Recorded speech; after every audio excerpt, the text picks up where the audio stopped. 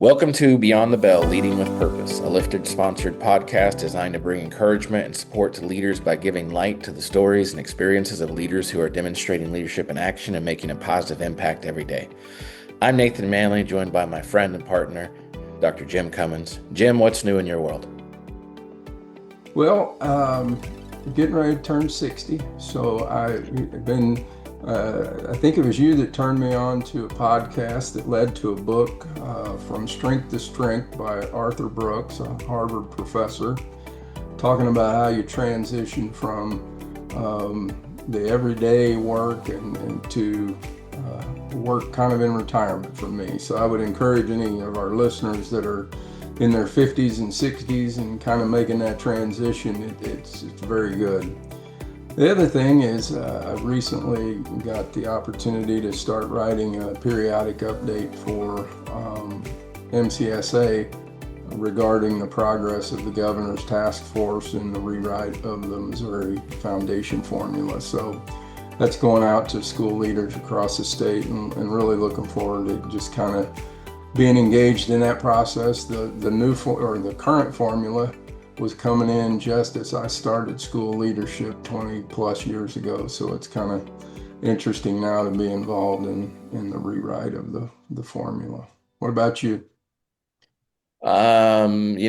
Yesterday I was blessed to work with a group of principals and to just pour into them, continue on that. How do we equip, encourage, and empower them, and focus on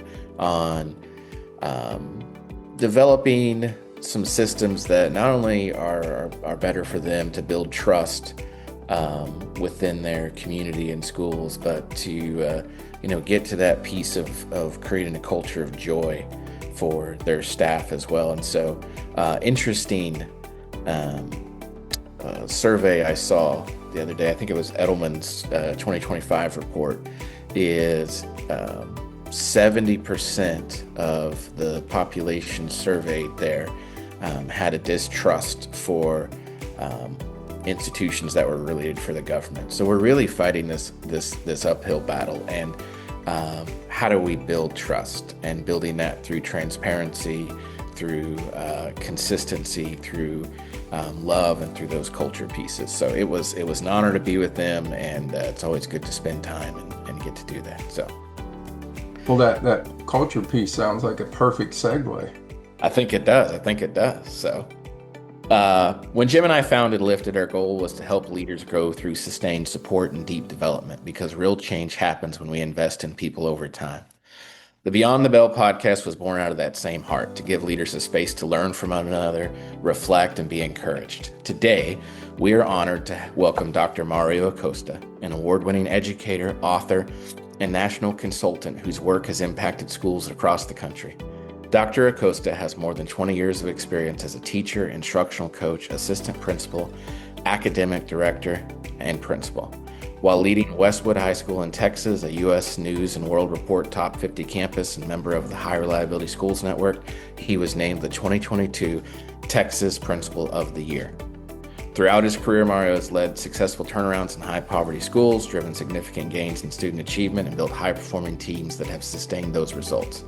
Under his leadership, Westwood was recognized as top 1% campus in the nation for academic achievement in college and career readiness.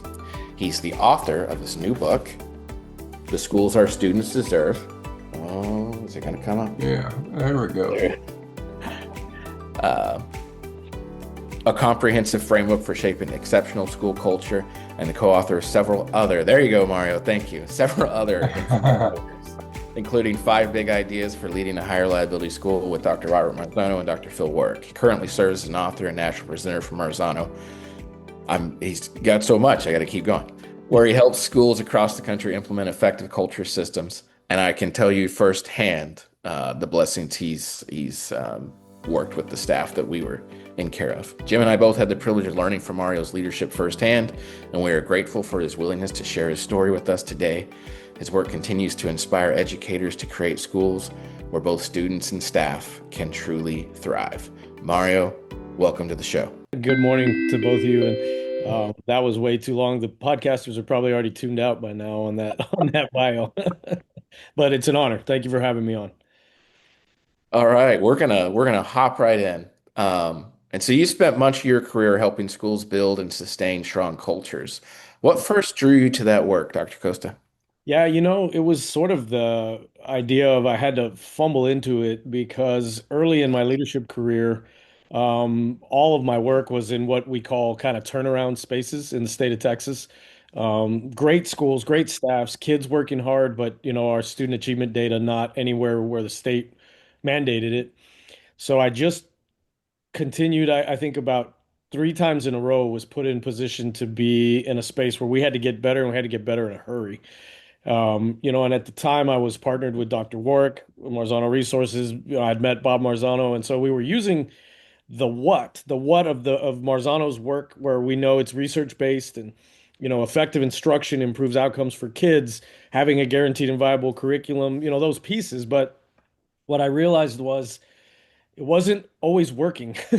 And you're going, wait a minute, like this is supposed to work, right? It's proven to work. And you go like, why? Why is it not working? Well, you start to realize that the culture is the key determinant in whether or not any initiative is successful, right? The idea that if the culture supports the work is implemented effectively from the adults. If the culture of the school does not support the work, it doesn't matter how research backed it is, um, it just doesn't manifest. So I started having to, because of my job, figure out how do I leverage school culture? How do I make sure that the cultures are, in fact, in support of the right work, the work that our students deserve.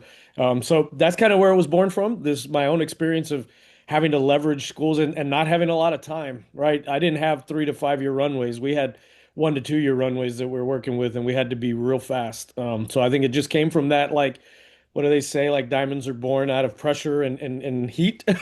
That's kind of where this idea of school culture and how to leverage it really was born out of a necessity of living in the fire, so to speak.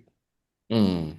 Yeah, thanks for sharing. And so much of what we've seen, um, great strategies, great things out there that we implement that are supposed to work when we look at effect size and those pieces. And it sounds like it doesn't matter how great it is if we don't have the culture or the plan to implement it well. It's just and it's not necessarily, we think about professional learning communities or RTI. It's not the initiative's fault. It's that our implementation was not going well as a possibility. Yeah, that's exactly right. And in the book, The Schools Our Students Deserve, that's kind of the entire case I make. And I actually, reference both the PLC at work models and the high reliability school framework, which is you can't go wrong. That work is the right work, right? The research is so solid, whether it was Dr. Dufour and Dr. Aker and the PLC at work, or whether it was Dr. Marzano and Dr. Warwick with high reliability schools. Like there are frameworks out there that schools can dig into and say, okay, this is what we need to work on. I feel like the what in this day and age in our profession is pretty well defined out there. You can find it. Now, getting get your staff and the culture to actually believe in it, buy in it, and move it. That's where, like you said, I mean, it's not PLC at work's fault if it doesn't work. It's the culture of the guys. I'm sorry. I know I hope you can edit this. My dog is being a real pain. Let him out. I'm so sorry. No problem.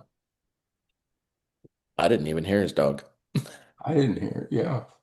I didn't hear it. I'm sorry about Yeah. that. I hope you have the Uh, ability to chop that right there. So oh yeah. pick it back We'll, up. we'll, we'll Um, chop that out. I'm So, sorry. so I'm curious. You talk about the culture, but before we get into how you change it, let's just talk about how you identify it. Oh, yes, sir. Because I think leaders sometimes will want to go in and say, okay, yeah, we got a culture problem. We need to do X, Y, and Z before they really identify what is the culture issue. So talk a little bit about how you identify before you attack.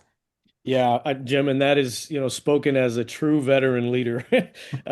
Because yeah, that to me is one of the big issues. And in the book, it's really in chapter 3 of the book, I speak directly to leaders, and helping leaders understand that really, and I kind of tried to write it from my 20 years worth of experience.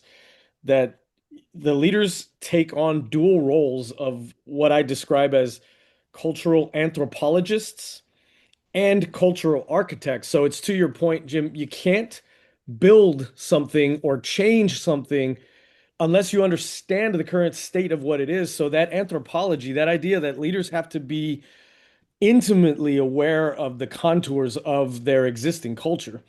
And I think it's that part that leaders aren't necessarily directly trained well on. I know I wasn't. Again, like when you asked me, how did I come across this? It was trial by fire. I had to learn. I had some good mentors. I'll think back, of course, to Phil Warwick, who I worked with, and another great principal named Sheila Henry. We were in a turnaround situation in East Austin. She was my principal, and I was kind of her number two. And she didn't have the vocabulary to give me about culture, but she taught me so much about you better understand what this entity is before you go in and try and change this and change that. So the way I describe it in the book is that idea of being a cultural cartographer, which first requires the principal to be that anthropologist. I need to understand the landscape. And then based on where we are, I can then be an architect to say, where do we need to go? And so, Jim, just like kind of the basic way I've been helping school leaders and, and trying to help with this book was the idea of I don't think we all have a real clean definition of school culture. It's one of those things, in education, we fall in love with words, differentiation and rigor and culture. These words have different meanings for different people. And so, what I tried to do right off the bat in the book was let's get a real common definition. And so I tried to simplify it, which is the school's culture is the belief patterns that have formed over time that determine the day-to-day behaviors. So it doesn't matter who your school is, unless you are opening a brand new school that has no history. Your school's culture exists before you ever set foot on it, right? So whether you're a superintendent or a school principal, there is a culture that predates you because culture by definition is the belief patterns that have formed over time, and those belief patterns create mandated behaviors. In other words, like if you're going to work here, if you're going to work in this place, you have to behave like us. You have to think like us.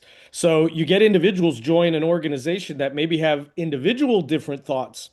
But if you're going to be part of this crew, you're going to have to think like us. You're going to have to behave like us. So when you're a leader, and for all of your listeners, like job one, even if you've been in your organization for years, do you really have a clean understanding of what are the belief patterns that exist from time, right? From that time together, and what are the behaviors that are then dictated by those belief patterns, right? Now that's that cultural anthropology. If you can understand what do we believe and how do our people behave because of those beliefs, now you've got a sense of your current reality. And as you said, Jim, leaders want to come in and say, well, we got to change this, change that, change that. Well, if I don't know who we are right now, the changes I may make may upset the culture. And when you upset the culture, it's game over. And I write about that a lot in the book that we give that entity that force, the cultural force, we name it the guardian. Um, and I got that concept from some of my great colleagues, two Indiana State University professors, Dr. Steve Grunert and Dr. Ryan Donlin, kind of came across this concept of the Guardian back in 2018. So just to name that cultural force, and the reason we call it the Guardian is because it is just that. It is a protector of the essence of the school system. And the danger for culture is the Guardian doesn't believe it's wrong. A Guardian 100% of the time thinks it's doing the right thing.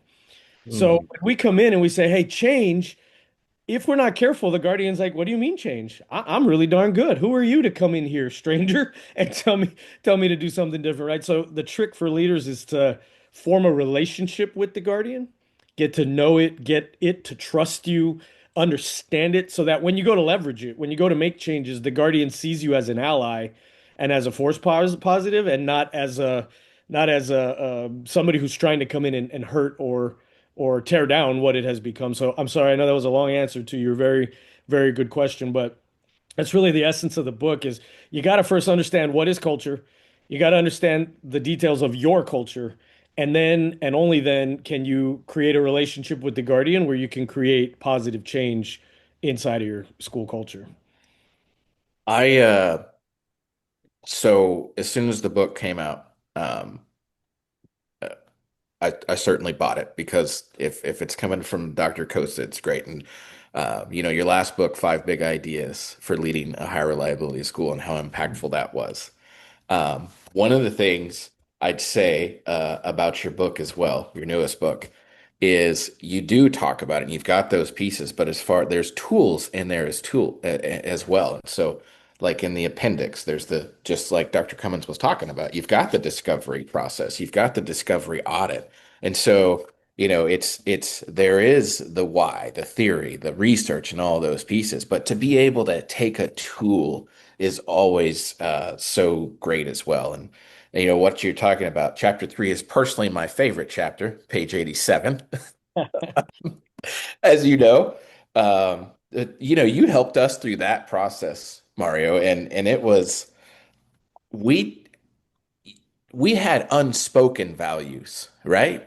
But what that process did with your matrix that you might want to talk about is it made us get crystal clear on values, and what I would add as well is it affected our hiring when we looked for candidates, but it also like, hey, we don't believe in you're never going to fire your way to success, and we don't believe in just hey, you don't fit and you're out of here. And so we have a responsibility, number one, to hire the right people. And we don't believe that we have finished products. So as leaders, we always have a responsibility to learn and coach.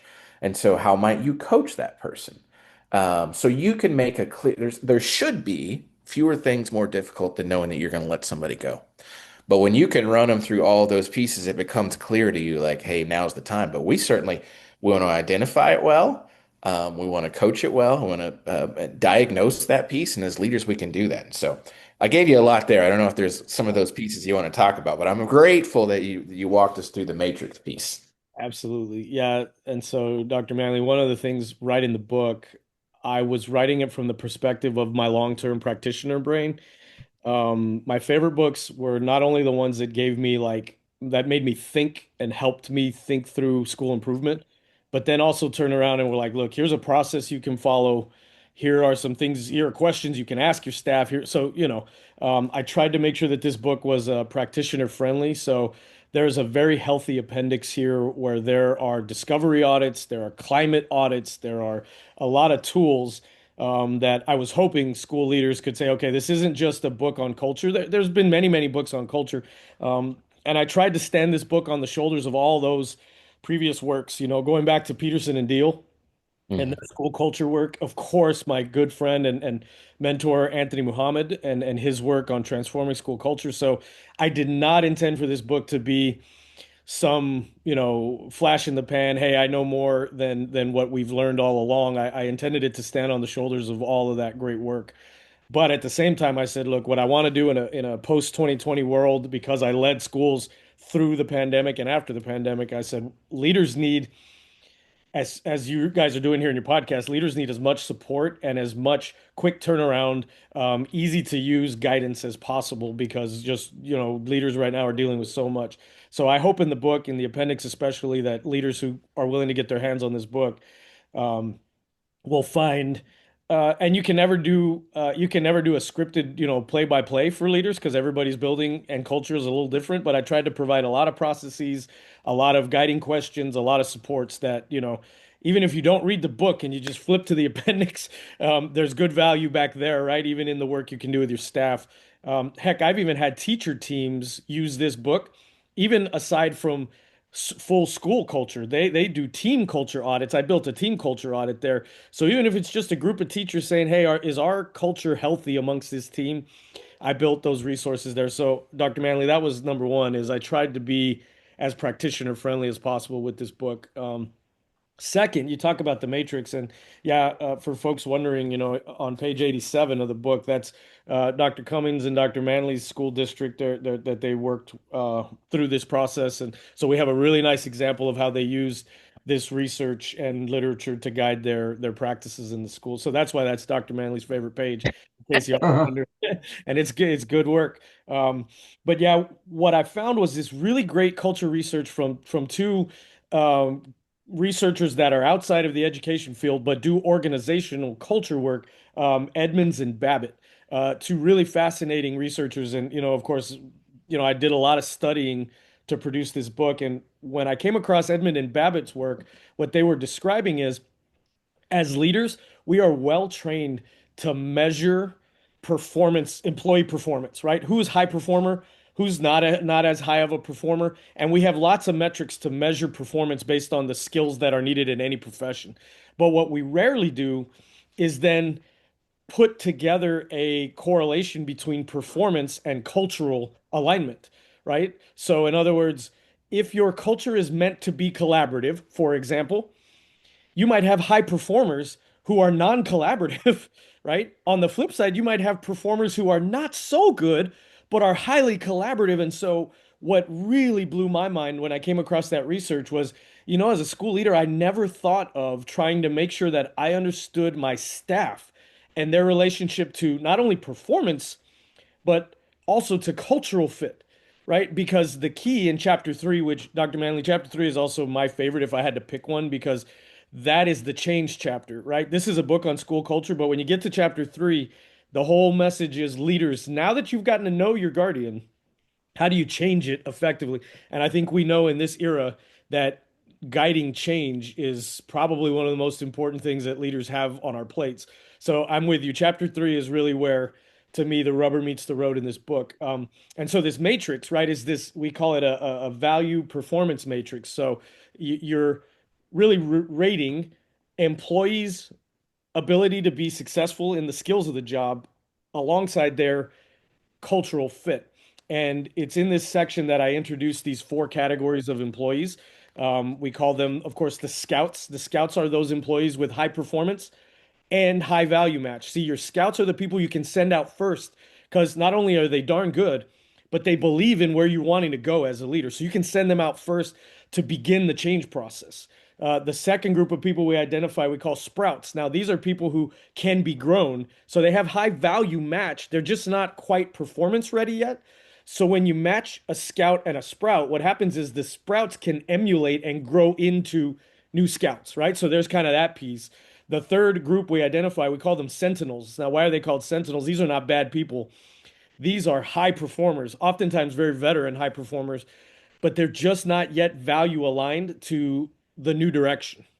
So these sentinels are there to protect the old ways. And I bet any leader listening right now have ever heard the group of people that say that's not how we do that here, right? Or this too shall pass. Like we hear, right? Those are your sentinels speaking because they're speaking on behalf of the culture, saying, look, that's not how we've done it. We like to be who we are. We have been who we are, and we're happy with who we are, right? And so those sentinels are there to protect. They're there to keep us from really running off of cliffs and doing dumb things. So what I teach in chapter three is you never want to start the change process with the sentinels. The sentinels are the ones who need to sit and watch the scouts and the sprouts go first. Now, a good sentinel who watches this stuff happen and starts to see it work and start to see it do well for the culture, the sentinel's going to say, "Oh, that is pretty good. Let me come be a part of that." So sentinels are not bad people. They actually protect us. They keep us from making dumb decisions, right? They keep us from initiative fatigue. The sentinels, that group that says like, "Hey, didn't we try this 5 years ago and did it blow up in our face then? Why would we do this again now?" Right? So that idea of listening to our past, but the mistake that sometimes leaders make is we try and engage the full staff in change. And what happens is the sentinels get very loud and they're like, no, no, no. So the lesson of chapter three is send your scouts out first during the change process. Then pair them with some really willing sprouts.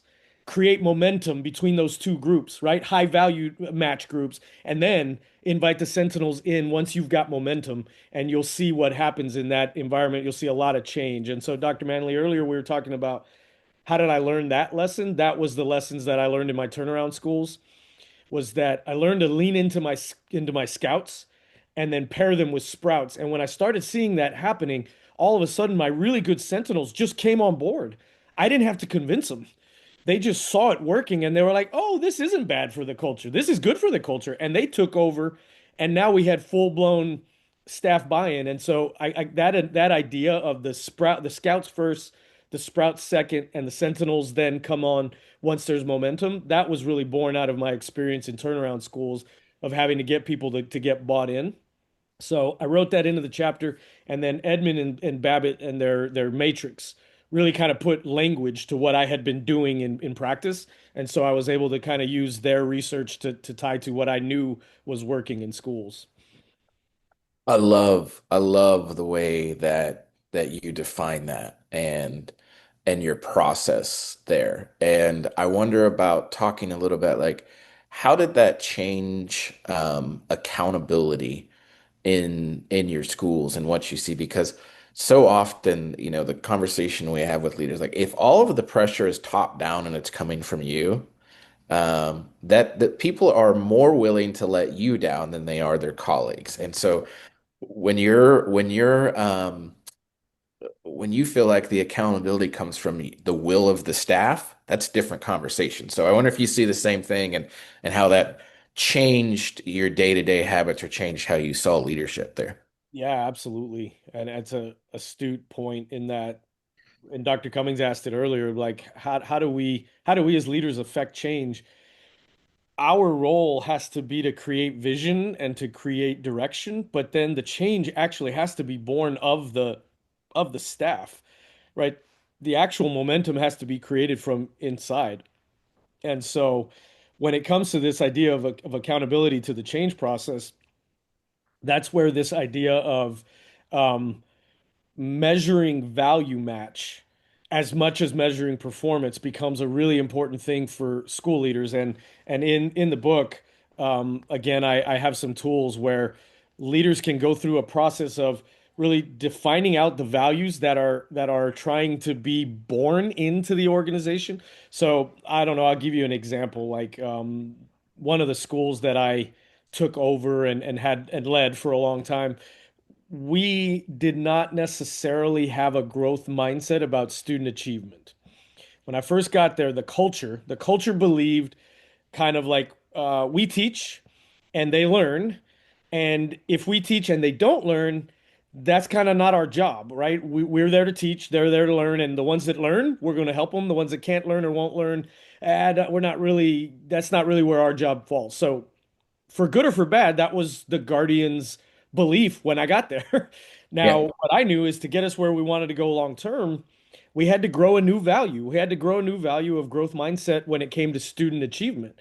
That, yeah, we can't just say a kid is where they are. We have to continue to do everything we can so that all kids move forward, right? Whatever moving forward look like. So to grow that value into the Guardian, what I had to do was first cast that vision, and I had to get the Guardian to partner with me to cast that vision. We believe that all kids should operate in a continuous improvement model. In other words, we don't not every kid's going to be an A student, a 4.0 GPA kid.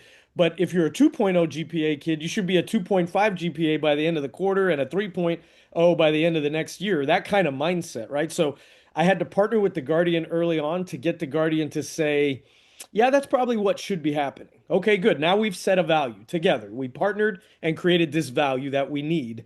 Now, what I had to do was hold people's behaviors accountable to that value. So, as the leader now, it's a matter of okay, you send your scouts out. They're starting to do some things. You send your sprouts second, and they're creating momentum.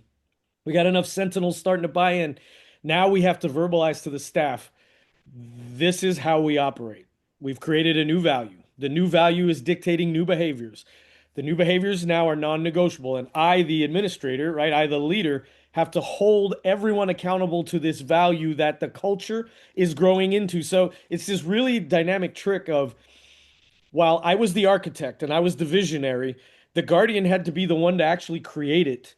And as the guardian created it, then I had to come alongside the guardian as a partner and hold everyone accountable to it until it became natural, right? And what I would tell you is I've been gone from that school now 4 years, and I still have good friends there. And one of my best friends became the principal, and that's just modus operandum now. They don't have to think about it anymore. It has grown into their culture. So, see, that's what happens with culture is if the belief pattern changes and it stays long enough, the behavior patterns will change and it becomes part of the new culture. You don't have to sit on top of it as much, but early in the change process as leaders, we have to be heavily on top of it and hold people accountable to those new behaviors. Because if we're not holding people accountable to the new behavior, they will slip back into the Oh, old familiar behaviors, right? So I hope I answered that, Dr. Manley. But leaders have that again. I go back to the answer I gave earlier, which is we have to be anthropologists and understand the reality, and then we can cast a vision, but we have to create a partnership to move the culture in the direction of that vision. And then we work as those accountability partners along the way. So hopefully I answered your question there. No, you did. That is yeah. tremendous. I, I want to follow up on the Scouts and Sprouts. And so when you come to a new district, get a staff directory, tells what they teach, etc. That staff directory doesn't come with Scouts and Sprouts and Yes, sir. identified. Talk Correct. a little bit about your process of identifying those scouts that you really wanted to lean into. Yes, sir. And so that's where, and I just to keep pushing your listeners back toward the book in case they are interested in using it, but that's where chapter two picks up. So in chapter two, the point is you can't answer the question, who are my scouts and who are my sentinels, if you don't know what values exist and if you don't know what values you need to grow into your culture. Because the matrix, right? The matrix, again, I'll just kind of draw it out. It's performance on the vertical axis, so just quality of educational skill, and then it's value match on the horizontal axis. And so, Dr. Cummings, if the leader doesn't know what values they're measuring against, there's no way to know who's my scout and who's my sentinel. You are totally blind unless you understand the values of the culture. And so I think that's step one. When you take on a new leadership role, you have to understand what the current guardian's values are. And let's just, for the listeners, I'm using that word, let me define it better. A value in life, a value is a belief driven behavior. It's a belief driven behavior. So, I grew up in the South, and we had very in our family, our values were, that of children have to be respectful to their adults. Yes, ma'am, no, ma'am, yes or no, sir. Hold doors open for people. That those were the values. Now, what does that mean? It's a belief driven behavior. That's what my family believed. Children are respectful, speak when spoken to, be seen, not heard, those kinds of things. That's what we call a value, right? And if I didn't behave that way, there was a consequence. We were not allowed to not behave that way, and that's what culture does. So whether you're talking about culture in a community, whether you're talking about culture from people's backgrounds, it's the same. That definition of culture is what beliefs form behavior patterns. And so in a school, when you're a leader, you're a new superintendent, you're a new area superintendent, you're a new principal. The first order of the work is to understand what are the values here without judging them, just what are they? Then, as a leader, you ask yourself, okay, if these are the values, do I think we need to adjust any of these values? Are there things that we need to stretch out and do a little bit better on?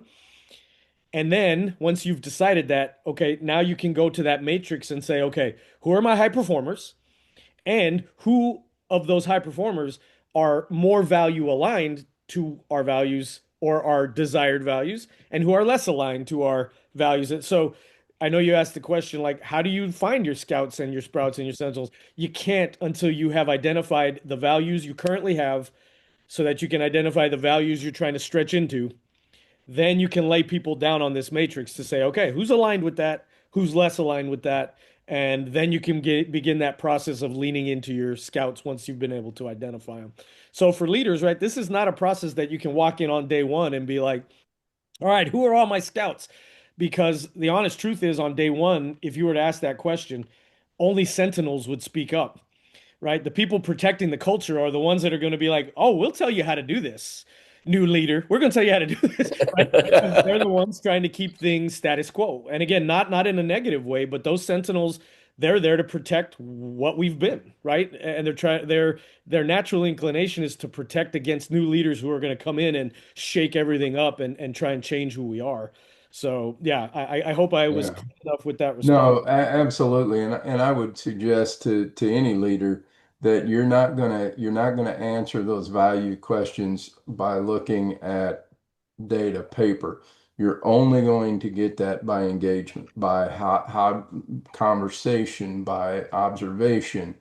You can't just come in and say, okay, based upon what I see. You got to go live it and learn and get to know those people before you can make those judgments. And I would two things. One, the really the planning isn't in the information that you give everybody. It's the questions that you're asking everybody, right? And one of the things that you said there, Dr. Acosta, is going in like non-judgmental. If you're walking in and telling everybody, especially when it's connected to a value, because you know there's some sort of deep piece there that they're living life wrong. I would just caution you that we probably don't do the leaf work. Let's get to the root work and let's see how we can recreate soil and do some of those other pieces to borrow some of Dr. Muhammad's work. So, Yeah, absolutely. Couldn't agree with both of you more. hey, so here's one of the things I wonder when we talk about culture sometimes, and this trap that we fall in as leaders is culture is really just keeping everybody happy. Mm. So how can leaders balance high expectations with genuine care and connection for staff and students? How do you do it? What a great question. And it's so again in the book, it's a really important thing for leaders because again, I felt very undertrained on this. And what you just described were two different concepts, related but different. You just talked about climate, the way people feel in an organization, about the day-to-day function of the organization, that is climate. All right. And culture, again, culture are the belief patterns that have formed over time that drive daily day-to-day behaviors. So climate and culture are like cousins. They related to each other, but they are not the same thing. And one of the traps that especially newer leaders can fall into is, hey, I see my people feeling bad. So I'm going to change our behavior patterns so maybe they'll feel better. Now, you might help them feel better, but in changing those behavior patterns, you just now damaged your culture because you created new behavior patterns that are maybe not the behavior patterns you want. I'll give you a small example. During right after the pandemic in my own school, we were a heavy school that believed in teacher development. And I really believed in teachers developing one another. We did a lot of professional development, teacher to teacher, a lot of that. Now, after the pandemic, we know teachers felt very burnt out. They felt very worked, overworked, all of that. So a lot of my teachers were trying to not show up to professional development. Hey, this is time we need to rest. Now, if I were a young leader, I might have made the mistake to say, my teachers feel tired, they feel burnt out. Let's not do professional development. We're just going to give them that time to just rest. Okay, that would have helped my climate. They would have been like, oh my God, we love this guy. Yay, all of that. But guess what would have happened to my culture?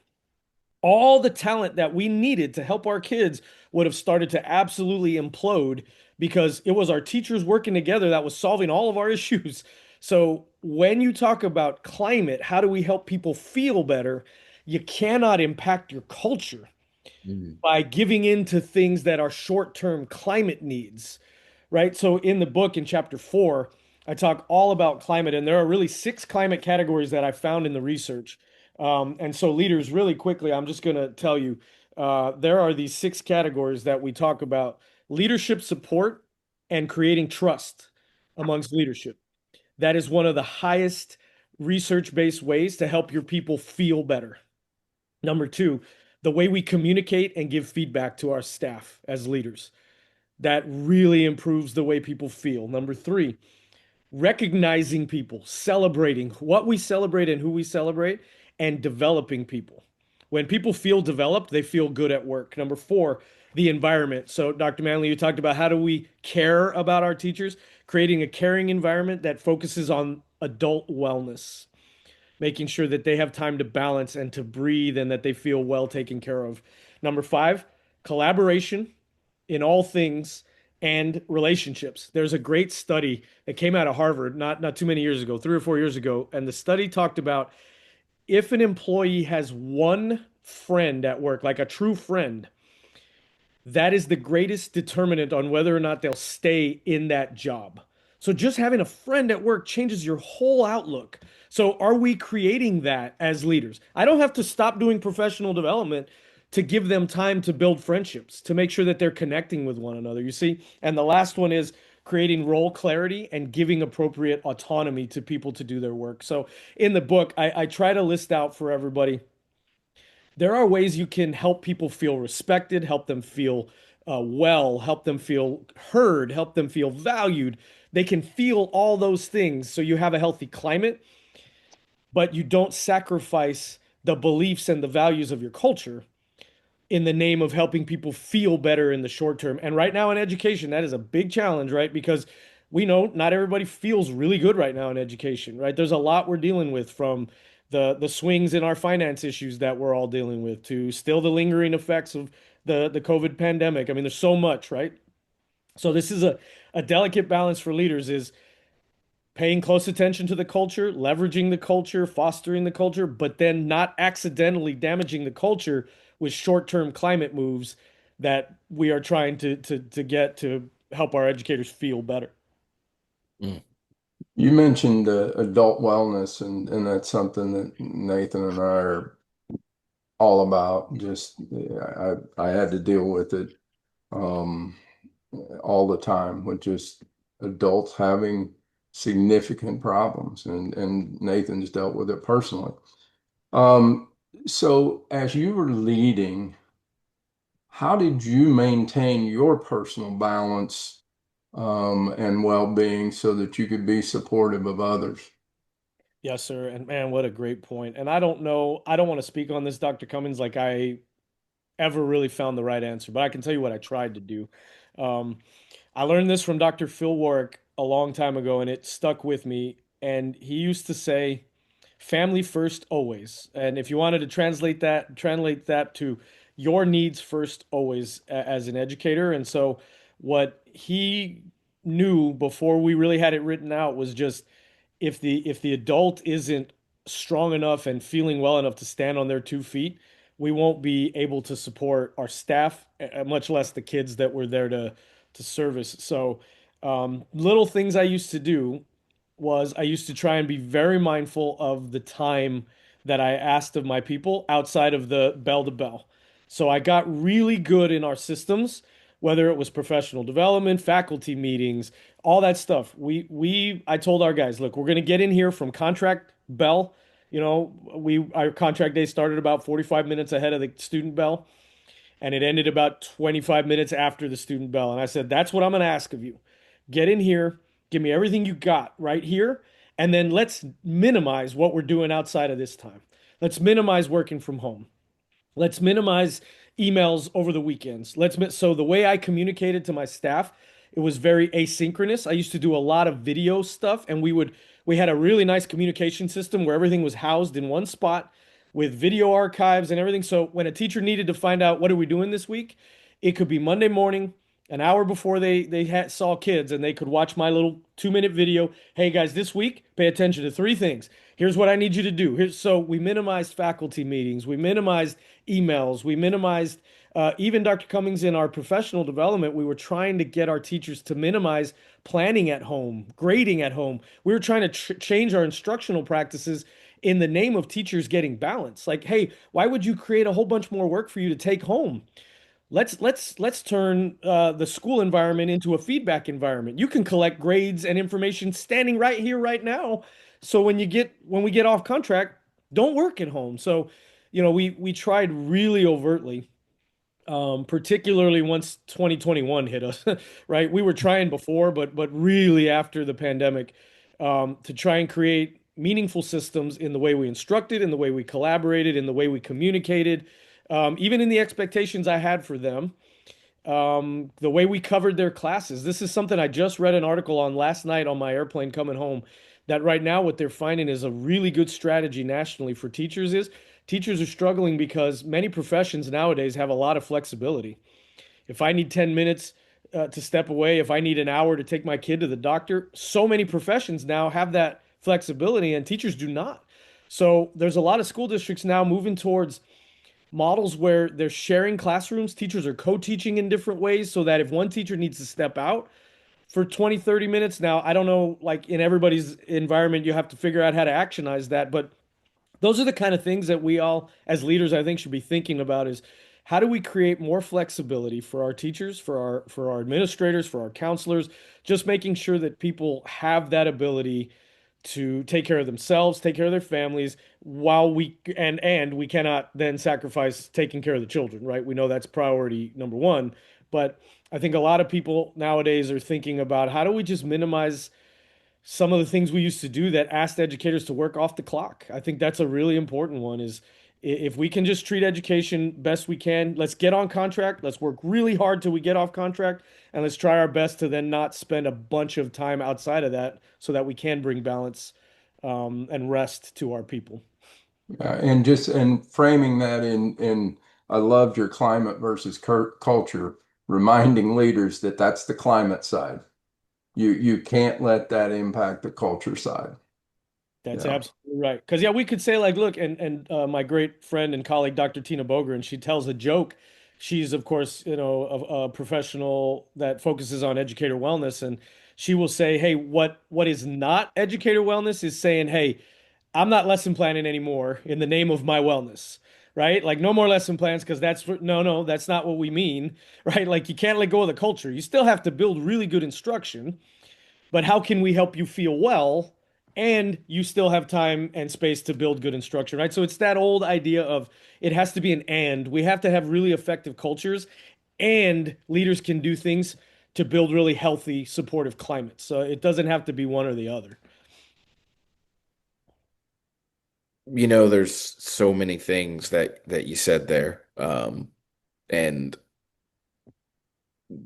what cultures and climates are dealing with and burnout and those pieces. But another plug for the book and developing systems and doing this work is if you're a leader listening or a teacher listening, it's the hope that you give there. It's another piece of like no one likes to feel, and I'm sure this came up in your research, like they're not doing a good job. Yeah. And so you can do a great job and take care of yourself and take care of others and and be a great mom, a great dad, and a spouse. And there's a way to do it. And I would just encourage those to continue to do that. And I so much appreciate what you've done there with just being that hope dealer and how important that is. And so you've given us so much of your time. As we wrap up, what wisdom would you share with leaders who want to build the kinds of schools our students and our teachers deserve? Yeah, I think given the conversations we've had today, I think it is that it's I always remember feeling like as a leader, I had two jobs. And it sounds oversimplistic, but it's really what made me a successful leader. Job number one was to make sure that we prioritize student outcomes above all else. That's our job is to make sure that kids are more successful today than they were yesterday. And then job number two is to create the conditions so that our adult staff can help our students be successful, right? So as a leader, that's it. That's what we did. We made sure that our student success, and I don't just mean passing a standardized test. Sure, that's a small part of it, but are our kids getting better as people? Are they learning how to treat one another better? Are they learning how to function in a school environment better? Just all the things that make a kid a better human. That's job one. And then job two is create the conditions so that the adults you are meant to lead and steward have everything they need, the support, the time, the climate, the culture to create those outcomes for kids. So yeah, I mean, I have friends and colleagues that or friends and family members that are not educators that used to ask me, what do principals do? I'd say honestly, we just do two things. We make sure that kids are better every day and we create the conditions that our staff can help kids be better every day. Now, that's the simplest answer that I could ever come up with. It's really hard, leaders. Doing those two things is really hard. But that's kind of the words of wisdom I could leave you with as a leader. If you can stay focused on those two things, um, then I think you will find that you'll end up creating really, really successful schools for not only kids, but for staff to work in as well. Awesome. Outstanding. Mario, we thank you for joining us today. What an impact you continue to have on schools and I know our listeners are going to pull stuff out of this that they can use tomorrow. And just your message is a powerful reminder that culture just isn't something we talk about. It's something we build every day through consistent action, clarity, and care. I love your book. Encourage folks to look that up. The schools our students deserve. And like you said, even if they just go to the appendix and find some maps for that. For our listeners, we hope this conversation inspires you to reflect on the kind of culture you want to build and how you're creating it, how you can strengthen your own district, your own school building. And as always, if your district's looking for sustained leadership coaching, financial support, or professional development, Nathan and I'd be happy to visit with you about just what Lifted believes in and how we can partner with you. So until next time, again, thank you, Mario. And for the rest of you, be well, keep leading with purpose beyond the bell.